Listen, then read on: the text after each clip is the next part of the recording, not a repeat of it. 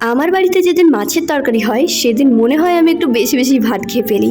তবে সেই মাছটা যদি সমুদ্রের মাছ হয় তাহলে তো আর কোনো কথাই হবে না। আমি যেমন মাছ খেতে ভালোবাসি ঠিক তেমনই মাছ ছাড়াতেও অনেক ভালোবাসি, সাথে রান্নাও করতে কিন্তু অনেক ভালো লাগে আমার। আজ সকালবেলায় চলে এসেছিল মাছবালা কাকু। আগের দিন মাছবালা কাকুকে আমি বলেই রেখেছিলাম যে তুমি আমার জন্য ভোলা মাছ নিয়ে আসবে পরের দিনে, আর আমার কথা মতো আজ সেই মাছই নিয়ে এসেছে কাকু। যদিও মাছটার দাম খুবই কম নিয়েছিল, আমাকে কাকু অনেক করে রিকোয়েস্ট করছিল যেন আমি মাছ বেশি করে নিই। তবে কাকুকে আমি এটাই বলছিলাম যে বেশি করে মাছ নিলে আমার বেকার মাছের তরকারি পুরো নষ্ট হবে। তার কারণ আমরা হাতে গোনা খাওয়ার মতো পাগলি দিকে নিয়ে 4 জন হলেও রাতের বেলায় আমাকে বাদ দিয়ে আর 3 জনের মধ্যে কেউই মাছ খাবে না, শুধু মাছ খাওয়ার মতো আমি একাই থাকবো। আর আমার পক্ষে এতগুলো মাছ খাওয়া একেবারেই সম্ভব হবে না। সো হেই এভরিওয়ান, সবাই কেমন আছো? আশা করছি সবাই অনেক ভালো আছো, সুস্থ আছো। আর আমার অবস্থা এখনো পর্যন্ত সেই একই রকমেরই আছে। ঠান্ডা লাগার পরে এই গলার অবস্থা আমি কোনোভাবেই ঠিক করতে পারছি না, আর সেই কারণে আমি তোমাদের সাথে ভিডিও সেরকম ভাবে শেয়ার করতে পারছি না। যদিও আমার হাজব্যান্ড বলছে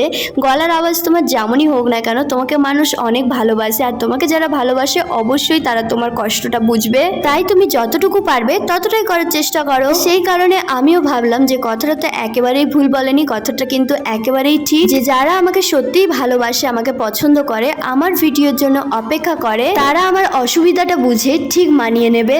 যাই হোক, এতগুলো কথা বলতে বলতে রান্নার আসল কথাগুলোই তোমাদের সাথে শেয়ার করা হলো না। যেমনটা তোমরা দেখতেই পেলে আমি মাছটাকে ধুয়ে নুন হলুদ মাখিয়ে নিয়েছি, আর তারপরে আমার বাড়িতে কিছু কাজ ছিল, সেই কাজবাজগুলো সেরে একেবারে স্নান করে চলে এসেছি আবারও রান্নাঘরে। তারপরে এখন আমি দিয়ে দিচ্ছি কড়াইয়ের মধ্যে তেল। তেল গরম হয়ে গেলে তেলের মধ্যে দিয়ে দিয়েছি অল্প পরিমাণে নুন। আমাদের অনেকেরই কোশ্চেন থাকে যে দিদি মাছ ভাজার আগে তুমি গরম তেলের মধ্যে কেন নুন দাও? আসল কারণটা মাছ ভাজার সময় কিন্তু অনেক তেল ছিটে চারিপাশে, তবে এই তেল যেন খুব বেশি না ছিটে আসে সেই কারণে আমি অল্প পরিমাণে নুন দিয়ে দিই। তারপরে নুন দেওয়ার পরে মাছগুলো এখন ভালো করে ভেজে নিয়েছি। মাছগুলো খুব বেশি কড়া করিনি, তবে মাছগুলোর কালার যেহেতু একটু লাল লাল টাইপের তাই অল্পতেই যেন দেখাচ্ছে আমি অনেকটা ডিপ ফ্রাই করে নিয়েছি। মাছগুলো ভাজার পরে তেলের পরিমাণটা একেবারে কমে গিয়েছিল, আলুগুলো ভাজতে হবে সেই কারণেই আমি দিয়ে দিলাম অল্প পরিমাণে তেল। তারপরে দিয়ে দিলাম ফোড়নের জন্য কালো জিরা কিছুটা। হালকা নাড়াচাড়া করার পরে এখন আমি কেটে রাখা আলুগুলো দিয়ে দিলাম একে একে। এরপরে আলুগুলোর মধ্যে আমি দিয়ে দেব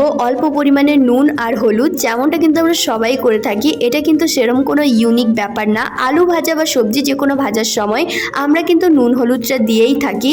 অনেক আছে লঙ্কার গুঁড়ো বা চিনিও দেয়, কিন্তু আমি লঙ্কার গুঁড়ো চিনি টিনি অ্যাড করি না। আর আমার হাজবেন্ডের ডিউটির টাইম হয়ে আসছে, হাতে খুবই কম টাইম ছিল রান্না করার জন্য আমার, তাই ফোড়ন দেওয়ার পরে আলুটাকে আর ভেজে তুলিনি, একেবারে এর মধ্যে দিয়ে দিয়েছিলাম একটা ছোট কেটে রাখা টমেটো।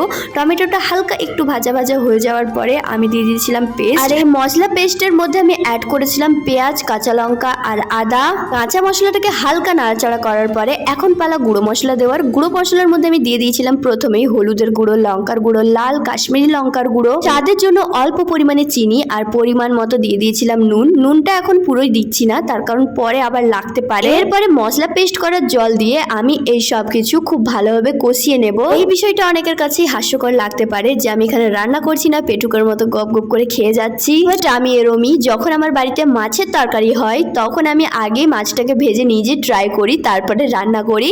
আর এরম কারা কারা করো অবশ্যই কমেন্ট বক্সে জানিয়ে দিও। আর মাছ খেতে খেতে এদিকে আমার মশলা কষানো প্রায় কমপ্লিট। এরপরে আমি দিয়ে দিচ্ছি পরিমাণ মতো জল, মানে যে যতটা ঝোল খাবে সেই হিসাবে জলটা দিতে হবে। জল দেওয়ার পরে আলুগুলো হাফ সেদ্ধ হওয়ার জন্য আমি কিছুক্ষণ ঢাকনা দিয়ে রেখে দিয়েছিলাম। তারপরে ঢাকনা খুলে দেখি আলু অনেকটা সেদ্ধ হয়ে এসেছে। এরপরে আমি দিয়ে দিলাম মাছগুলো যেগুলো ভেজে রেখেছিলাম। এরপরে আর কিছুই না, আবারও কিছুক্ষণ ঢাকনা দিয়ে ঝোলটা পুরো কমে এলে তারপরে নামিয়ে নিলে রেডি আজকে মাছের রেসিপি। এদিকে আমি আমার বাগানে চলে গিয়েছিলাম আজকে লেবু চুরি করতে।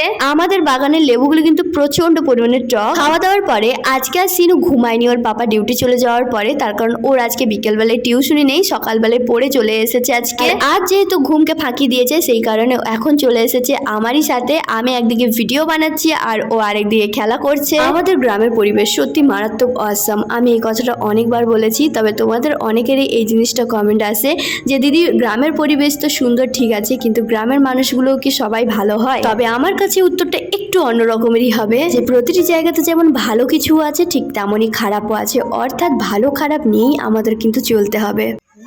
এই দিদি चाय के दाम हाँ चेका मुझे दा भागे के आम की रो का नाम हाँ रो का नाम रान जो में এই ডাকো টিউশনকে দাম আর ও তোমাকে ওই যে গলায় বলছি বলে কুত্তারটাই ওই জন্য তুমি খুলে দিয়েছ? হ্যাঁ আমি বলিনি কিন্তু কুত্তারটাই আমি বলিনি, আমি বলছি বলছে তোমাকে একজন। এবার একজনকে সেটা তুমি বুঝো কে বলছে তোমাকে, আমি কিন্তু বলিনি। হ্যাঁ তো আমার ভাই বলছে ঠিক, ওই জন্য খুলে দিয়েছ। কি বলছে? কোথায় নিয়ে যাবে? তুমি অনেকদিন ধরে গান করনি, তুমি কি গান ভুলে গেছো? গান ভুলে গেছো না মনে আছে? আর ওই যে 5টা বেজে গেল, যে ডিউটি থেকে সবাই আসছে, তুমি এখন এখানে কি করছো? তুমি এখনো বটগাছের গোড়ায় যাওনি? হ্যাঁ তুমি ওখানে না গেলে লোকগুলো কি করে বুঝতে পারবে কোনটা দিয়ে রাস্তা? তুমিই তো বটগাছের ওখানে সিভিক ভলেন্টিয়ারের মতো দাঁড়িয়ে থাকবে। ও দিদি একটা গান করে শোনাও, তোমার গান অনেক দিন ধরে শুনেনি। তোমার গান যদি না কেউ শুনে আমাকে সবসময় বলবে জানো, তাহলে পাগলি দিদিটা গান কেন করেনি। এদিকে এটাই তো কেউ জানেনি যে পাগলি দিদি আর আমার কেমন জ্বর, দুজনেরই কেমন আমাদের জ্বর। হ্যাঁ কদিন ধরে আমাকে কমেন্ট করো সবসময় যে পাগলি দিকে দেখায় না কেন, আগের মতো কেন দেখায় না। সবার ফার্স্টে আমি বলে রাখি, আমি তো আগের মতো ইউটিউবে এখন আর লং ব্লগ আপাতত কিছু করছি না।